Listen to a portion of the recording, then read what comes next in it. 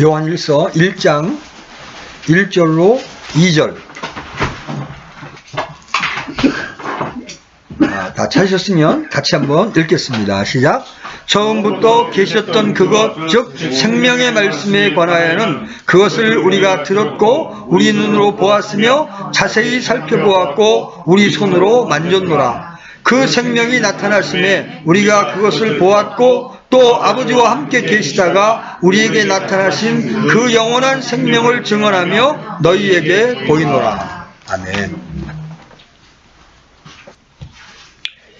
요한복음이 그리스도의 신성을 밝히는 것이듯이 요한 1서의 목적도 예수 그리스도가 참 하나님이요 영원한 생명이라는 것을 말하고 그분을 믿는 자는 영생이 있음을 알려주는데 중점이 있습니다.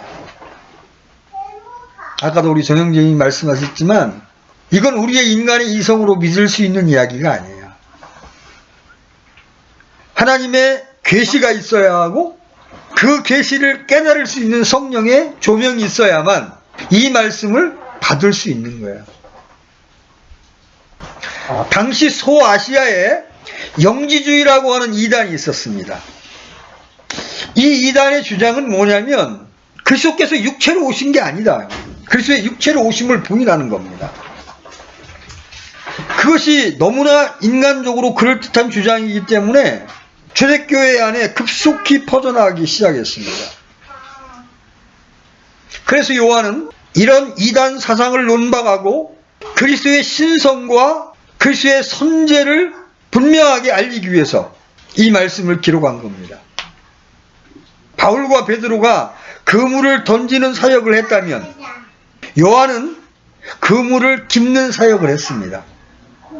이 서신은 이단적인 영지주의자들의 거짓된 진리에 대항해서 참된 믿음의 진리를 가진 자들의 신앙을 강조하고 있습니다. 1절 다시 한번 여러분 눈으로 잘 보십시오. 처음부터 계셨던 그것, 즉 생명의 말씀에 관하여는 그것을 우리가 들었고 우리가 눈으로 보았으며 자세히 살펴보았고 우리 손으로 만졌노라. 여기 처음부터 계셨던 그것, 다시 말해서 처음부터 계신 분이 가장 먼저 소개가 됩니다. 그렇죠? 사도 요한은 요한복음에서 처음에 말씀이 계셨고 이렇게 시작하는데 여기서도 처음부터 계셨던 이란 말로 시작합니다. 요한은 언제나 우리를 처음으로 이끕니다. 여기서의 처음은 시간이 있기 전, 창조가 있기 전에 처음을 주목하게 하는 겁니다. 성경을 공부하는 대부분의 사람들은 그리스도의 생애와 사역에 대해서 공부할 때 그분께서 육신을 입으셨던 날들로 제한하려는 경향이 있습니다. 수많은 사람들이 그리스도의 생애와 사역을 잘 알지 못하는 이유는 그리스도에 대하여 편견을 가지고 있기 때문에 그렇습니다. 구속사역, 예수님이 육체를 입고 오셔서 행한 구속사역은 그분의 사역 중에 한 부분일 뿐이에요. 그분의 사역은 우주가 창조될 때 이미 시작되었고 하나님이 존재하시는 한 계속될 겁니다. 여러분 창세기 1장 1절 처음에 하나님께서 하늘과 땅을 창조하시니라 할 때 여기서 하나님이 엘로힘이라고 하는 복수형입니다. 그래서 예수님 그분의 사역은 우주가 창조될 때 이미 시작이 됐고 앞으로도 계속될 겁니다. 그리스도의 위대한 생애와 그 사역의 범위는 영원이고 다만 그 중심이 갈보리예요.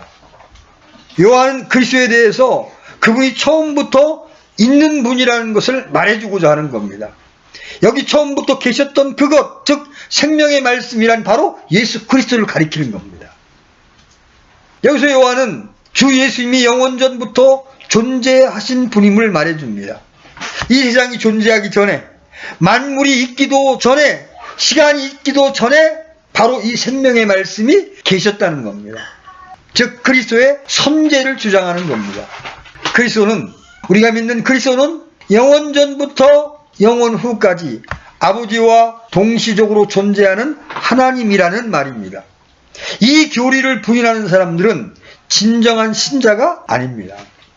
대부분의 교회 밖의 이단들, 베드로의 표현에 의하면 저주받을 이단이라고 부르는 사람들은 바로 예수 그리스도의 하나님 되심을 부인하는 사람들입니다. 여호와의 증인, 신천지, 이들은 전부 예수님이 우주를 창조하신 하나님이라는 것을 부인합니다. 이 처음부터 계셨던 생명의 말씀이 바로 그리스도시며 그리스도는 처음부터 계신 분이십니다. 요한일서 1장 1절에서 사도 요한이 보고 만진 바로 그분, 그가 보고 만진 인격체는 바로 생명의 말씀이셨습니다. 그리스도 자신이 곧 생명의 말씀이십니다. 그분에 대해 사도 요한은 우리가 들었고 우리 눈으로 보았으며 자세히 살펴보았고 우리 손으로 만졌노라 이렇게 말합니다. 어떻게 처음부터 계셨던 생명의 말씀을 보고 만질 수가 있습니까? 바로 2절 첫 부분에서 그것을 설명합니다. 그 생명이 나타나심에, 여러분 같이 한번 따라서 해보십시오. 그 생명이 나타나심에, 그 생명이 나타나심에. 네. 말씀이 우리에게 나타나시기 전에 그 말씀은 아버지와 함께 계셨습니다. 그렇죠? 그런데 그 생명이 한 인격체로 역사 가운데 나타나신 겁니다. 그 나타나심은 디모데전서 3장 16절에서 자세히 묘사되어 있습니다. 여러분 디모데전서 3장 16절 한번 다녀보겠습니다.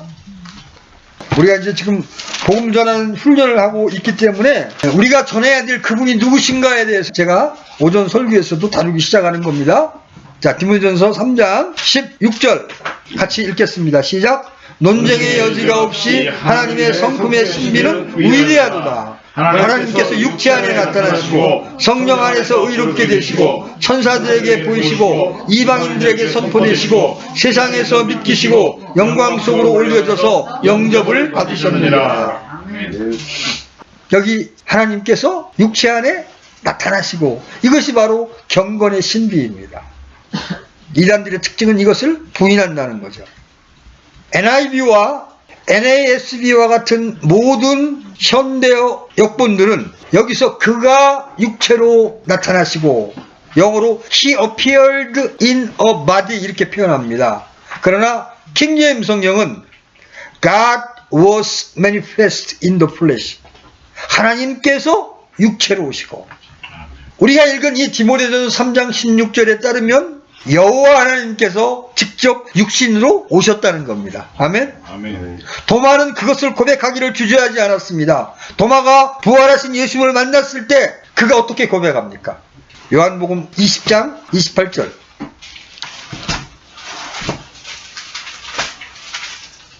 같이 읽습니다. 시작. 도마가 그분께 응답하여 이르되 나의 주시며 나의 하나님이시다 하매. 부활하신 주님을 만난 도마는, 만나보기 전에는 이 못자국에 손을 넣어보기 전에 못 믿다고 했던 그 도마가 부활하신 주님을 만나는 순간 즉시로 깨닫게 된 자신이 뭐예요? 나의 주시며 나의 하나님이시다. 주님 자신도 이렇게 말씀하시죠. 요한복음 14장 9절에 보면 예수님께서 그에게 이르시되 빌립아, 내가 그렇게 오랫동안 너희와 함께 있었으되 내가 아직도 나를 알지 못하느냐. 나를 본 자는 아버지를 보았거늘 어찌 내가 말하기를 우리에게 아버지를 보여주소서 하느냐. 그뿐입니까? 요한복음 8장 58절에서 예수님께서는 그들에게 이렇게 말씀하십니다. 진실로 진실로 내가 너희에게 이르노니 아브라함이 있기 전에 내가 있느니라. 아브라함은 예수님이 육체로 오시기 전에 훨씬 이전의 사람이잖아요. 그죠? 그런데 주님이 뭐라고 말씀하세요? 아브라함이 있기 전에 내가 있느니라. 바로 자신이 창조주시라고 말씀하고 있는 겁니다. 사도 바울은 골로새서 1장 15절로 17절에서 바로 이 말씀, 하나님께서 우주를 창조했다고 말합니다. 여러분 골로새서 1장 15절로 17절 한번 다녀오겠습니다. 골로새서 1장 15절로 17절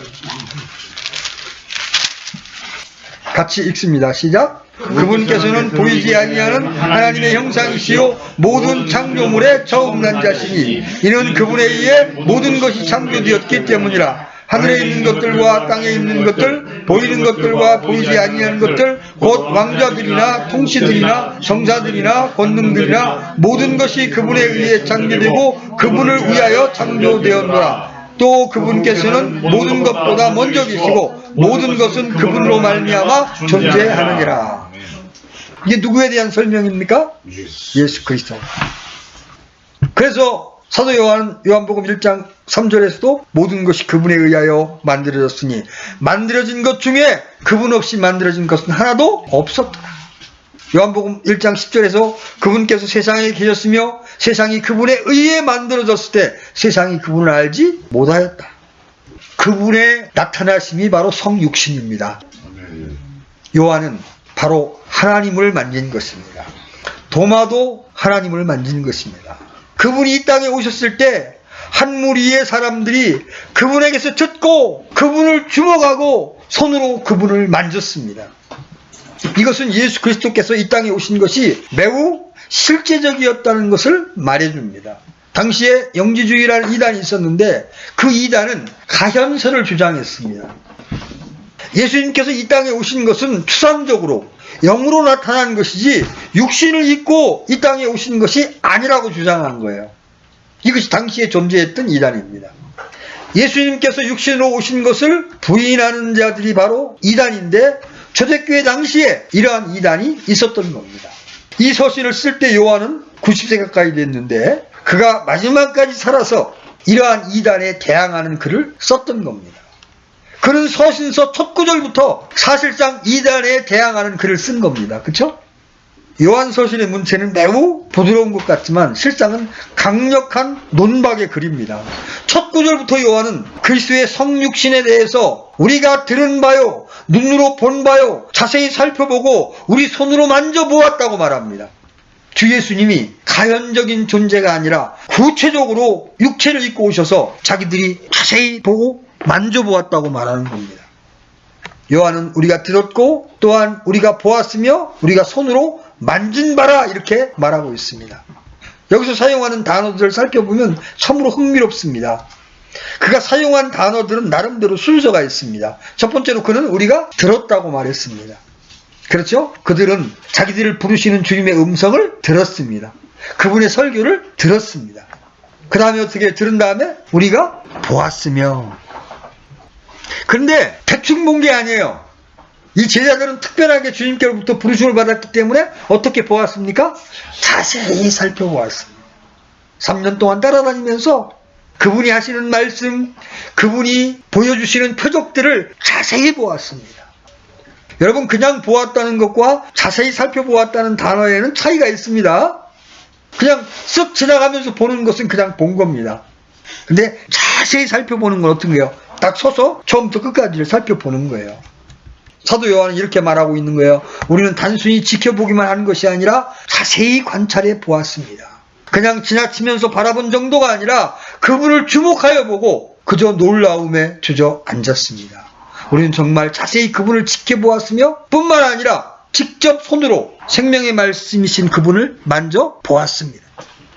여러분, 요한이 이 말을 할 때 주님께서 그들을 떠나기 전 함께 모여 만찬을 나누었을 때 요한이 그분의 가슴에 기대에 앉아있는 모습이 여러분 생각나지 않습니까?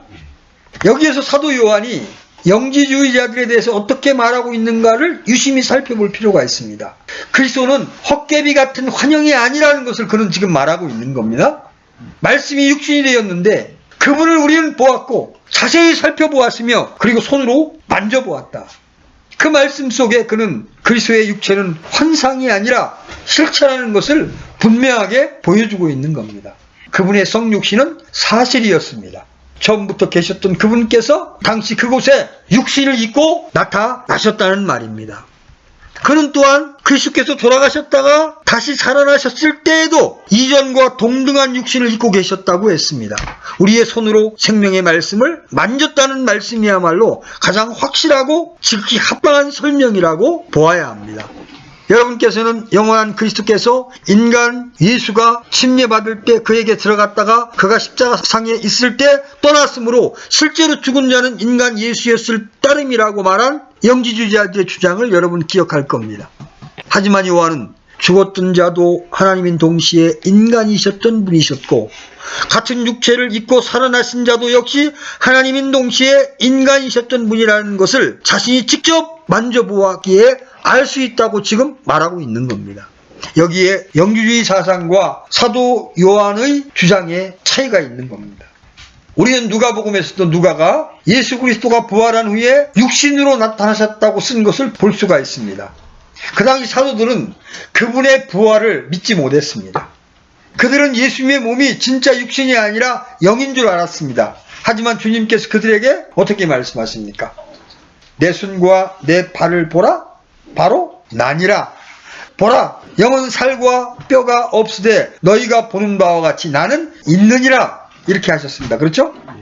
요한은 기록하기를 그 부활하신 예수님을 우리가 만져보았다고 말하고 있는 겁니다. 그렇습니다. 예수님은 육체로 부활하셨습니다. 그분이야말로 죽음을 정복하고 다시 살아나신 하나님의 아들인 겁니다. 이분이 바로 하나님이시자 동시에 인간의 속성을 함께 소유했던 분이십니다. 여러분은 이 예수님을 믿으십니까? 네. 의심할 여지 없이 이러한 논리를 바탕으로 요한은 복음서의 서두에서 우리가 그분의 영광을 보니 이렇게 말할 수가 있었던 겁니다. 제가 볼 때 요한의 기억 속에 변화산상에서의 모습도 역시 자리 잡고 있었을 겁니다. 예수님께서 변화되었을 때 참으로 놀라운 영광스러운 모습을 하고 계셨기 때문입니다. 바로 이러한 모습의 예수님을 사도 요한은 보았다. 우리는 이 모습을 한 번도 잊은 적이 없고 뿐만 아니라 부활의 영광도 늘 기억하고 있다고 말하고 있는 겁니다. 왜냐하면 우리가 보았고 그리고 자세히 살펴본 바이기 때문이다. 이렇게 말하고 있는 겁니다. 자, 요한의 말을 정리하면 다음과 같습니다. 제가 여러분들에게 전파하는 말씀이란 본질적으로 다음과 같은 것입니다.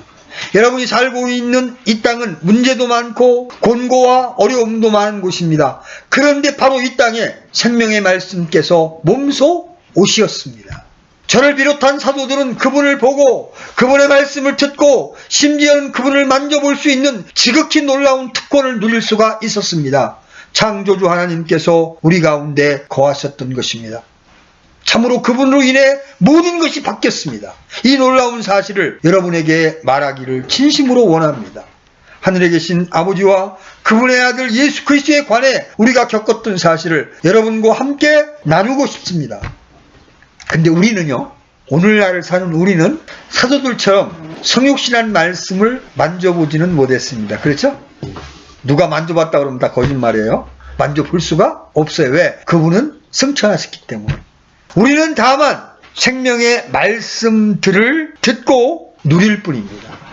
그러므로 우리가 가지고 있는 이 성경은 우리가 물리적으로 하나님께 가장 가까이 갈 수 있는 유일한 매체인 겁니다. 그렇죠? 네. 그리고 사도의 경험을 우리는 성령의 빛비춤을 통해 공유할 수 있을 뿐이에요. 그래서 뒤에 우리가 다시 보겠지만 사도와의 교제가 필요한 겁니다. 보세요. 사도는 예수님이 공생애를 사실 때 친히 보았고 자세히 살펴보았고 만졌습니다. 우리는 그분이 계시지 않기 때문에 만질 수가 없어요. 다만 사도들이 보고 듣고 만진 것이 어디에 기록되어 있습니까? 성경에 기록되어 있어요. 이 성경이 오늘날 우리 손에 들려져 있습니다. 그렇죠? 네.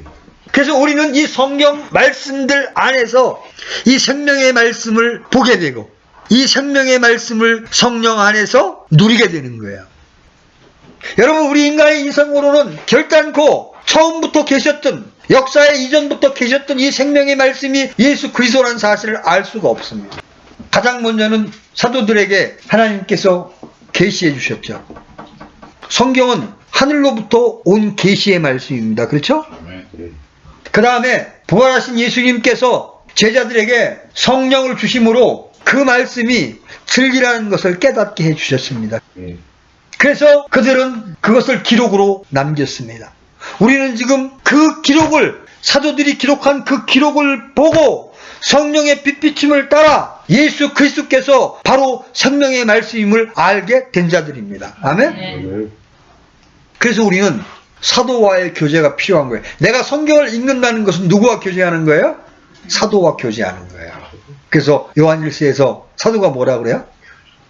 아버지와 그 아들 예수 그리스도 안에서 우리와 교제하기 위함이다. 요한일서 1장에서 이렇게 그분을 생명의 말씀으로 소개하는 이유가 뭐예요? 바로 사도와 교제하도록. 그래서 기쁨이 충만하도록. 사도 안에 있던 그 기쁨이 우리의 기쁨이 되도록 사도가 우리를 교제로 초청하고 있는 겁니다. 자, 1장 2절 보십시오. 1장 2절. 그 생명이 나타나심에 우리가 그것을 보았고 아버지와 함께 계시다가 우리에게 나타나신 그 영원한 생명을 증언하며 너희에게 보이노라. 자, 그 생명이 역사 가운데 나타났습니다. 예수 그리스도라는 인격으로 나타나신 겁니다. 그분이 육체를 입고 나타났을 때 사도들은 그것을 보았습니다. 그분은 아버지와 함께 계시다가 우리에게 나타나신 영원한 생명이십니다. 요한복음 17장 5절에서 요한은 이렇게 말하죠. 오 아버지요, 세상이 있기 전에 내가 아버지와 함께 가졌던 그 영광으로 이제 아버지와 함께 나를 영화롭게 하옵소서. 여기 보면 세상이 있기 전에 내가 아버지와 함께 가졌던 영광이라고 말합니다. 그렇다면 예수님은 세상이 있기 전에 아버지와 함께 계셨던 하나님이시라는 이야기입니다. 그렇죠? 이제 사도는 아버지와 함께 계시다가 나타나신 그 영원한 생명을 증언하며 보인다고 말합니다. 자, 보세요. 우리가 이제 앞으로 복음을 전하는 훈련을 하고 복음을 전하는 삶을 살아야 되는데 우리는 요한일서 1장 2절이 바로 그것을 정확하게 보여준다고 생각합니다. 오늘의 본문인 요한일서 1장 1절로 2절의 말씀에 근거해서 생각해 볼 때 오늘날 하나님의 교회가 해야 할 중요한 본문이란 우리가 주 예수 그리스도를 선포하는 겁니다. 복음이 뭐예요? 복음은 예수 그리스도 자신입니다. 사도들은 사도들의 표적을 행하면서 자신을 선전하고 자랑하지 않았습니다. 그들이 받은 은사들은 모두 주님을 위해 사용되었는데 사도들은 영원한 생명이신 분을 세상에 소개한 사람들이지 은사주의자들처럼 쇼맨십을 부려서 스타가 되려고 하지 않았습니다. 우리 바울이 누구를 선포했는지 한번 고린도후서 4장 5절 한번 가보세요. 고린도후서 4장 5절 같이 한번 읽어보겠습니다. 시작. 우리는 우리 자신을 선포하지 아니하며 오직 주되신 그리스도 예수님과 또 예수님으로 인하여 너희의 종된 우리 자신을 선포하노니. 참된 하나님의 사도들은 자신을 선포하지 않았습니다. 오직 주되신 그리스도 예수님을 선포했고 우리가 그분의 종임을 선포했을 거예요. 여러분, 그렇게 잘난 척하던 베드로가 성령의 충만을 받고 난 다음에 성전 미문에 앉아있던 안진뱅이를 고쳤습니다. 그때 많은 사람들이 베드로를 쳐다봤습니다. 그러니까 베드로가 뭐라 그래요? 왜 너희가 나를 바라보느냐? 저를 일으킨 이는 나사렛 예수시니라. 그죠? 오늘날 많은 은사주의자들 목사들이 나야 내가 일으킨 거야. 참다운 하나님의 진리를 받았던 사도들은 그렇게 하지 않았습니다. 오직 주님만을 선포했습니다. 우리도 마찬가지입니다. 예수 그리스도의 증인이 되는 것은 간단합니다. 사도들이 자기들이 본대로 증거하면 되었듯이 우리도 믿음을 통하여 본대로 주님과 주님을 통해 받은 영적인 선물들을 증거하고 전파하면 되는 겁니다. 우리가 본 바와 같이 사도들은 본 것을 증언하는 자들입니다. 사도는 반드시 보고 들은 것을 증거해야 합니다. 그런 사도적 권위로 자신이 보고 들은 것을 선포합니다. 그런데 사도는 예수 그리스도가 아버지와 함께 계시다가 우리에게 나타내신 바 된 분이라고 말했습니다. 요한복음 1장 1절과 1장 14절을 기억나게 합니다. 예수님은 이 땅에 육신을 입고 사람 가운데 거하셨지만 사실 그분은 영원하신 아버지와 함께 계시다가 우리에게 나타나신 바 된 분이라는 거예요. 이 생명의 말씀은 아버지와 함께 계시던 하나님이신데 이제 시간 가운데 역사 가운데 우리에게 나타나신 겁니다. 아버지는 근원으로서 보이지 않는 분이시고 아들은 우리에게 나타나신 분이십니다. 이제 본문에서 사도 요한이 취한 일련의 태도에서 영적인 의미를 좀 찾아보려고 합니다. 첫째, 복음은 선포하는 것이고 드러내어 보이는 것이라는 점이에요. 자, 사도 요한이 지금 선포하고 있고 드러내 보이고 있죠. 요한은 2절 하반절에서 우리가 너희에게 보이노라, 그죠? 이렇게 말합니다. 우리가 너희에게 보이노라. 여기에서 그는 핵심이 될 만한 두 가지 단어를 사용하고 있습니다. 그것은 영원한 생명이라는 말씀과 보이노라는 말씀이에요. 보이노라. 예수 그리스도의 복음은 단순한 사색이나 인간의 생각이나 사고 또는 철학과 같은 것이 아닙니다. 복음은 분명히 이러한 것들과 본질적으로 다른 것이고 같은 범주에 넣을 수조차 없는 겁니다. 모든 사도들의 분명한 입장은 그들이 선포하고 말하는 것을 소유하고 있다는 겁니다. 그들은 무엇인가 엄청난 것을 보았고 그것을 알리려고 하고 있습니다. 본문을 보면 사도 요한 자신도 이러한 자세를 보이고 있습니다. 여러분 혹시 이 서신에서 저자 자신에 대한 소개 같은 것을 여러분 보셨습니까? 재미있는 사실은 이 서신에서는 문안 인사 같은 것도 없다는 겁니다. 요한은 심지어 자기가 누구인지에 대해서조차 언급하지 않습니다. 여기에서 알 수 있는 것은 이 놀라운 사실을 꼭 들어야 될 사람들에게 자기 소개도 없이 서둘러 본론으로 뛰어들어가는 겁니다. 이 서신이야말로 선포 그 자체입니다. 하나도 명확하지 않은 부분이 없습니다. 분명한 설득력과 권위가 내포되어 있는 것들로 가득 차 있습니다. 설교자가 하는 것은 단순히 세상에 대한 적당한 설명이나 어떻게 하는 것이 바람직하다는 것을 제시하는 것이 아니라 오히려 선포하는 겁니다. 왜냐하면 신약 성경의 전반적인 바탕이 바로 선언이요 애침이며 바로 이것이 신약 성경의 표현 방식이기 때문에 그렇습니다. 신약 성경에서 말씀하고 있는 복음이란 전령과도 같은 겁니다. 즉 사람들이 다 들을 수 있도록 나팔을 들고 있는 자와 같다는 말입니다. 우리가 최우선적으로 해야 할 일은 뭐냐면 성경을 통하여 사도를 통하여 전달받은 그대로 그저 전해주기만 하면 되는 겁니다. 그렇습니다. 우리가 다 애교 사절들입니다. 애교 사절로서 우리가 해야 할 일은 본국 정부가 전달하라고 준 메시지를 자기의 생각이나 신념을 첨가하지 않고 있는 그대로 애국 정부에 전달만 하는 겁니다. 이것이 신약 성경에 나오는 설교자들의 입장이었습니다. 사도 요한이 오늘 본문에서 말씀하고 있는 내용도 역시 이와 같이 전달자로서의 자세에서 말하고 있는 거예요. 여러분에게 보여줄 놀라운 것이 있습니다. 그는 이렇게 말하고 있는 겁니다.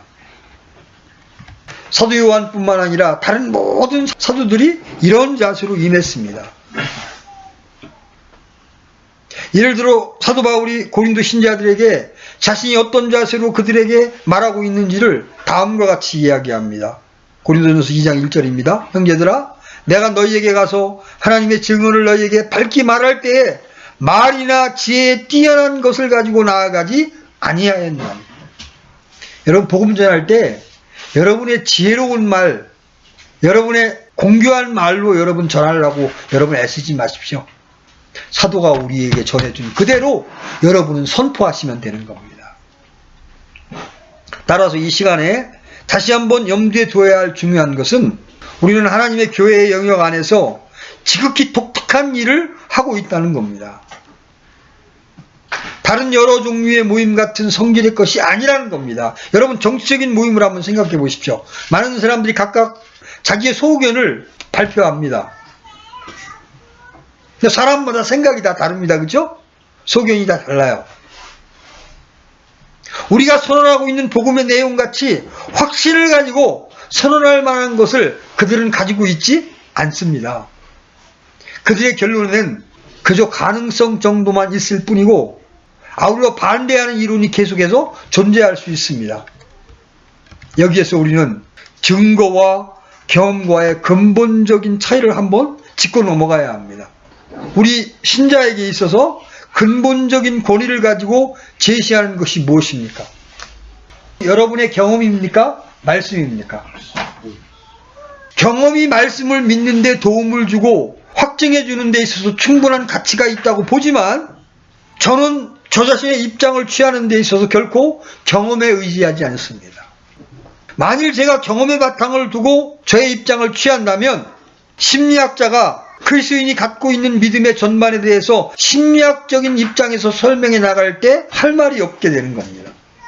저는 저의 입장을 취하는 데 있어서 변화무쌍할 수밖에 없는 저 개인의 주관적인 상태나 느낌이나 분위기에 근거할 수가 없습니다. 왜냐하면 저는 바위와 같이 견고한 그리고 변하지 않는 그 무엇을 소유하고 있기 때문에 그렇습니다. 참으로 감사한 것은 제가 역사적으로 분명하게 존재했던 확실한 사실에 저의 입장을 기초하고 있다는 겁니다. 처음부터 계셨던 그것, 곧 생명의 말씀에 관하여는 그것을 우리가 들었고 우리 눈으로 보았으며 자세히 살펴보았고 우리 손으로 만졌노라. 이와 같이 확실한 사실에 기초하고 있는 말씀이 우리가 의지할 수 있는 기초서로서의 사도적 증언이요 간증인 거예요. 만일 하나라도 그리스도를 직접 목격한 자들이나 사도들에 의해 성경에 기록된 내용이 사실이 아니라면, 만일 그들이 말하는 내용 중에 거짓이 있다면 우리가 갖고 있는 것은 그리스도인의 믿음이 아닌 겁니다. 왜냐하면 그리스도인이 된다는 것은 단순한 생각을 믿는 것이 아니요 어떤 주관적인 경험으로 인해 되는 것도 아니기 때문에 그렇습니다. 우리 신자들은 이와 같은 하나님의 사람들이 증언하는 내용과 그 권위 위에 견고하게 기초하고 있는 사람들입니다. 만일 우리가 사도들의 증언을 성경에서 빼버리고 그들의 말에 귀를 기울이지 않는다면 과연 예수 그리스도에 대해 얼마나 제대로 배울 수가 있겠습니까? 그저 건방지고 오만한 죄만 들춰낼 뿐입니다. 19세기경 사람들이 책상에 앉아서 역사 속에 예수에 대해 재정립하는 이른바 고등비평운동이라는 것이 전개되었습니다. 과연 이들이 사도들의 증언을 제시키면서 무엇을 얻었겠습니까? 그래서 우리가 올바른 진리를 배우기 위해서는 사도들의 증언으로 돌아가야만 합니다. 이들의 모든 증언들, 각각의 완전한 증언들을 묶어서 하나의 간증으로 그리고 하나의 증언으로 우리는 갖고 있는 겁니다. 만일 우리가 이 하나의 증언 중 일부를 제하여 버린다면 한쪽으로 기울어지게 될 겁니다. 우리의 선택이란 모든 증언들이 묶여 하나가 된 이 말씀을 전체로서 다 받아들이거나 아니면 전체를 다 부인하거나 하는 겁니다. 따라서 우리는 최우선적으로 이 사도들의 증언을 받아들여야만 하고 그 다음에 증언을 믿는 결과로서 경험을 받아들여야 합니다. 하나님께 감사한 것은 하나님의 말씀이 경험에 의해 지원받을 수 있다는 겁니다. 물론 이것은 이미 말씀드렸듯이 경험이 말씀을 지원하는 그 이상은 결코 될 수 없다는 전제 하에서입니다. 여러분의 신앙생활은 경험의 기초에서는 안 됩니다. 왜냐하면 여러분께서 경험에 의존한 신앙생활을 유지한다 해도 언젠가는 환상에서 깨어난 것처럼 정신을 차리게 될 것이기 때문에 그렇습니다. 여러분, 우리에게 주어진 이 사도의 증언 위에 우리의 믿음을 견고히 하십시다. 그러면 우리에게 주어지는 경험들이 진정한 것이 될 것입니다. 그래서 러커만 형제는 3F라는 재밌는 표현을 해주었습니다. 3F는 Fact, Faith, Feeling. 많은 사람들이 이 경험, 이 체험을 주장합니다. 그런데 진리, 사도들이 우리에게 전해준 사실에 기초하지 않는 이 느낌이나 체험은 거짓된 거라는 겁니다. 성경에 기록된 진리의 말씀을 우리가 faith, 믿을 때에 우리에게 체험이 주어지는 겁니다. 자, 다음 세 번째 원리로 넘어가겠습니다. 이 원리야말로 가장 중심이 되는 겁니다. 한번 앞에서 배운 거 한번 복습해 봅시다. 자, 복음은 선포요, 당당하게 보여주는 것이라고 먼저 말씀을 드렸습니다. 그리고 이 복음은 사도적 권위에 기초한 것이라고 두 번째 말씀을 드렸습니다. 이제 세 번째로 말씀드리고 싶은 것은 복음의 내용입니다. 과연 복음이 주는 메시지는 무엇일까? 우리가 본문에서 찾을 수 있는 이 질문에 대한 답은 복음의 본질인 예수 그리스도라는 겁니다. 결국 그가 하고자 하는 말은 하나님의 아들이 이 땅에 오신 것은 우리에게 하나님 아버지의 생명을 나타내 보여주기 위함이었다. 실제로 하나님의 생명은 우리 앞에 나타나셨고 밝히 드러나 보이셨습니다.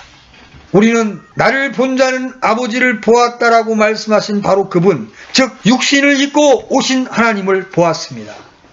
그분을 보십시오. 그러면 여러분은 하나님 아버지와 그분의 신적 생명도 볼 수 있게 되는 겁니다. 요한은 계속해서 말합니다. 우리는 여기에서 멈춰서는 안 됩니다. 참으로 감사한 것은 하나님께서 우리에게 영원한 생명을 계시해 주셨을 뿐만 아니라 그 영원한 생명을 나누어 주시기 위해 오셨다는 것입니다. 사도 요한은 선언합니다. 예수 그리스도는 생명의 말씀이십니다. 그 생명이 우리에게 나타난 바 되었고 우리가 바로 그분을 보았습니다. 이것이 서신서에서 말하고자 하는 중요한 주제입니다. 이러한 이유 때문에 그는 서신의 서두에서 독자들로 하여금 가끔 혼동하게 하는 말씀인 처음부터 있는 생명의 말씀이라는 것으로 시작했던 겁니다. 하지만 혼동할 필요가 없습니다. 처음부터 계셨던 말씀이란 바로 예수 그리스도를 말하고 있는 겁니다. 다시 말해서 그가 이 글을 기록할 때에는 마음속에 이미 말하고자 하는 핵심 내용을 간직하고 있었는데 그 핵심 내용이란 다름 아니라 복잡하고 어려운 이 세상에 살고 있는 우리들에게도 하나님의 생명을 소유할 가능성이 있다는 겁니다. 아니, 가능성만이 아니라 우리는 진실로 하나님의 생명을 소유할 수 있다는 것입니다. 요한복음 5장 24절로 가봅니다. 요한복음 5장 24절. 같이 읽습니다. 시작. 진실로 진실로 내가 너희에게 이르노니 내 말을 듣고 또 나를 보내신 분을 믿는 자는 영존하는 생명이 있고 또 정죄에 이르지 아니하리니 사망에서 생명으로 옮겨졌느니라. 여러분, 그 사람이 영원한 생명을 소유하고 있는지 아닌지의 첫 번째 시금석이 뭔지 아십니까? 예수께서 육체로 오신 하나님심을 믿는가? 이것이 첫 번째 시금석입니다. 이 신적 생명은 영원부터 예수 그리스도 안에 소유되어 있는 것인데 이 신적 생명을 소유하신 예수 그리스도께서 이 세상에 오셨고 그 생명을 우리에게 드러내 보여주셨다고 요한은 설명하고 있는 겁니다. 이 신적 생명을 여러분과 제가 받았습니다. 아멘. 여러분, 이것이 결코 작은 것이 아니라는 것입니다. 죽어있던 여러분이 그분의 생명으로 살아났고 죽어있던 여러분 안에 하나님의 영존하는 생명, 하나님의 영원한 생명이 심겨졌다는 겁니다. 아멘. 그 어떠한 것도 여러분 안에 있는 하나님의 생명을 빼앗아갈 수가 없다는 겁니다. 아멘. 그래서 여러분, 이 세상에서 다 망해도 여러분은 하나님 앞에 산 자가 된 거예요. 아멘. 사도 요한이 오늘 우리에게 보여주고자 하는 것이 무엇입니까? 처음부터 있었던 그 생명의 말씀, 그 생명의 말씀을 내가 보았고 들었고 만진 바 되었는데 너희가 이 생명의 말씀을 받아들이게 되면, 이 생명의 말씀을 믿게 되면 너희도 나와 똑같은 생명의 말씀을 소유하게 되고 너희도 우리와 하나님 안에서 교제할 수 있는 자가 된다. 그리고 내가 누리는 그 기쁨을 동일하게 누릴 수 있다고 우리를 그 교제 안으로 초청하고 있는 겁니다. 아멘? 아멘. 여러분과 제가 신적 성품과 신적 생명을 받을 수 있고 참여할 수 있다는 사실이 놀랍고 영광스럽지 않습니까? 이분과 교제하며 기쁨을 누리는 것, 이것이 바로 신앙생활인 거예요. 마지막으로 사도행전 2장 잠깐 다녀오겠습니다. 사도행전 2장 42절. 구원받은 예루살렘의 신자들이 모였을 때 어떤 일을 했어요? 42절 같이 읽어봅니다. 시작. 그들이 흔들리지 아니하며 사도들의 교리와 교제 안에 머물고 빵을 떼며 기도하는다. 여기서 여러분들이 주목해야 될 말씀이 사도들의 교리와 교제 안에 머물렀다. 이게 뭔 얘기예요? 사도들이 받은 교리가 뭐였어요? 바로 생명의 말씀이신 예수 그리스도 자신이었습니다. 아멘? 아멘. 그래서 그 사도들의 교리에 머물면서 그 교리 안에서 교제를 나누었던 겁니다. 우리 신자들이 주의 첫날 집회로 모여서 무엇을 교제하고 무엇을 나눕니까? 바로 생명의 말씀이신 예수 그리스도를 나누고 선포하고 누리는 겁니다. 사도들의 교리와 교제 안에 머물렀다. 그래서 여러분, 사도들의 교리, 사도들이 기록한 성경 말씀을 여러분의 믿음의 기초석으로 삼아야 합니다. 그리고 여러분이 선포해야 할 복음의 핵심으로 삼아야 합니다. 아멘? 아멘. 자, 요약합니다. 예수 그리스도는 누구십니까? 처음부터 계셨던 생명의 말씀이십니다. 그리고 그 생명의 말씀이 역사 가운데 이 땅에 육체로 오셨습니다. 그분이 당신의 몸을 찢으시고 십자가에 달려 피를 뿌리시고 죽으심으로 우리에게 하나님의 생명을 분배해 주셨습니다. 그를 믿는 자는 영원한 생명을 얻은 것입니다. 아멘. 그러기에 우리는 그 영원한 생명을 선포하는 자리에 서야 되는 겁니다. 여러분이 선포해야 할 복음의 핵심 내용은 무엇입니까? 바로 예수 그리스도십니다. 생명의 말씀이신 예수 그리스도십니다. 그래서 그분을 선포할 때 여러분 안에 참된 기쁨이 있고, 그 생명이신 그분과 교제를 나눌 때 여러분 안에는 참된 기쁨이 있는 겁니다. 그분을 떠나게 될 때, 그분을 멀리하게 될 때 좌절이 있고 어둠이 있고 우리 안에 있던 기쁨마저 사라지고 마는 것입니다. 이 땅에 생명의 말씀으로 오셔서 우리를 구원하시고 지금도 기록된 성경의 말씀들로 우리를 이끄시는 주님 앞에 감사와 찬미가 있습니다. 아멘.